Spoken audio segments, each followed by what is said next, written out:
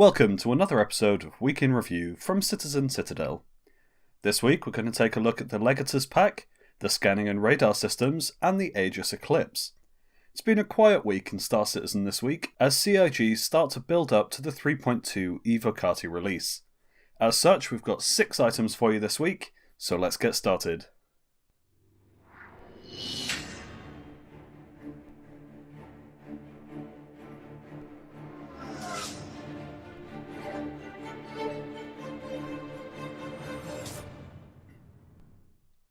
Welcome back. So at number 6 we have ship sales. This week saw a rather controversial new package made available in the store. The Legatus Pack made headlines with its $27,000 price tag this week. It gives the buyer almost every ship in the game, LTI, a big lump of starting cash, and a whole pile of hangar flare. It also takes you over the limit into the Legatus Concierge tier, which awards all of the Concierge rewards available. Many are speculating why anyone would spend this much on a game, particularly one still in development, but there has been at least one confirmed purchase of the pack so far.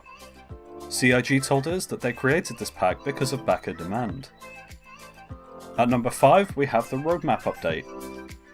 We're now 1 month away from the expected release date of 3.2, and CIG are checking off tasks as fast as they can. Software development is a non-linear task, so do bear in mind that tasks may be checked off faster or slower in a given week. It doesn't necessarily affect the release. Hopefully we'll begin to see the Evocati build release in a couple of weeks' time. With that said, let's look at progress. 3.2 continues to progress with another 5% overall movement. A couple of tasks lost progress, but we're at a total of 53% completion this week. Our biggest movement was the Vandal Blade, gaining 15% for a total of 32% completion. The Klaus and Werner D'Amico gained 13%, and Item 2.0 also gained 13% this week.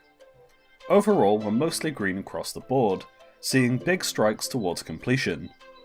That said, some tasks have dropped back slightly after being further fleshed out. These are the Item Kiosk Shopping and the Group Systems, both losing 8%. 2 new tasks spawned this week, splitting the Avenger rework into separate items for each of the variants. Currently, the lowest progress items on the roadmap are the Performance Optimization at 18%, though this does usually come last in a development process, the Aegis Eclipse at 29%, and the Vandal Blade at 32%. Overall, this is pretty good progress, but it'll be interesting to see how things move over the next week or two. 3.3 saw much less movement this week, moving back just 1%. That said, nearly 100 tasks were added to the roadmap this week, so it looks like CIG worked through to flesh out some features. The worst affected was background spawning for object container streaming, losing 10% of its overall progress. The biggest winner in 3.3 was the Combat AI weapon use, gaining 14%, which takes it to a total of 43%. Performance Optimization also began its development lifecycle, gaining 13% overall. It seems a little premature, but I'm sure CIG have got their reasons. This week has been a very busy one in the development lifecycle, and CIG are really pushing in the run-up to the 3.2 Evocati build. I'm excited for the release, and the community seems to be also. I'm sure you guys are super excited to see 3.2 hit Evocati and PTU. Let me know in the comments what feature you're most looking forward to, and if you have access to Evocati. At number 4, we have lore content. This week's lore content gave us a look behind the curtain of the UEE PR department at the true state of the OSO system. It walks us through the backhanded dealings and lax security at the Chimera outpost, and the subsequent attempts to clean it up and secure it. It's a great read, especially if you're interested in OSO as a system, and as always, I'll link the post in the description below. At number 3, we have Around the Verse. This week's ATV looked at the radar systems, scanning, and the Aegis Eclipse. But first, we'll have a quick update on Squadron 42. Weapon feel and recoil has been reworked, largely to make it feel a lot more natural, and to look a lot more realistic. Ship AI has been improved further, allowing for smoother takeoff and landing on the Idris, and to allow ship AI to properly prioritise targets based on a number of factors. The Odin system has had some more work to spacescape it to match the lore. Gas cloud tech is being progressed further, being used in the coil and being used to create nebulas and areas of interest. Control room props are being churned out to flesh out the interior of abandoned space stations. Scrap props are also being worked on for possible future locations. Ship damage states are being further progressed, now looking convincingly damaged but undestroyed when in need of repair or in distress. The Bengal carrier is beginning to be fleshed out internally, with a very different style from that of the Idris. The AI combat continues to improve, with untrained AI being skittish and awkward, but the trained soldiers performing much more smoothly and calmly under pressure. That's all for Squadron 42 this month. We still have no word as to when we'll receive a public-facing roadmap for Squadron 42, but this is a very highly requested feature from the community. Hopefully CIG will be able to answer this for us in the coming month. So let's move on to scanning and radar tech. Under the new ping mechanic, you can send out pings to all areas of space to see if there's anything further than your passive radar can see. If you detect items, such as ships, holding your cursor over a ship for a prolonged period of time will begin to reveal information about that ship, such as the owner, faction, etc. This will be a dangerous thing to do, as doing so will reveal your location to other players, and they will be alerted that you're scanning them. But scanning a ship would give information such as the number of crew aboard or cargo aboard, which you could later use to sell to other players. The scanning system will also be used to figure out which rocks will be mineable in the verse. It'll let you know what the ore is, how much it's worth, and whether it's worth mining. It'll give you a bunch of information to let you decide whether this deposit is worth mining or whether you should move on and find something else. And finally this week, we were given another episode of Ship Shape. This week we got a look at the Aegis Eclipse B-2 bomber. It's designed to be a capital ship killer, carrying torpedoes and being designed for stealth. It's got 3 modes, one for atmospheric flight, one for space flight, and one for landing. The wings fold into different configurations for each one of these modes, and will be optimised for the specific use case.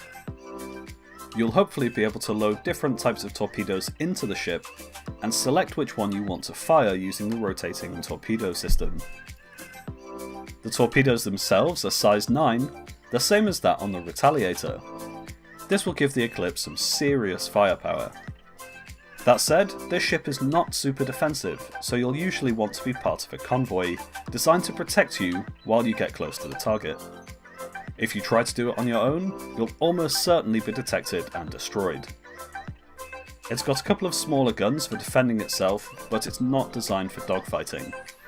The Eclipse will fit in the Idris, so you will be able to deploy a fleet of them if you come up against another capital ship.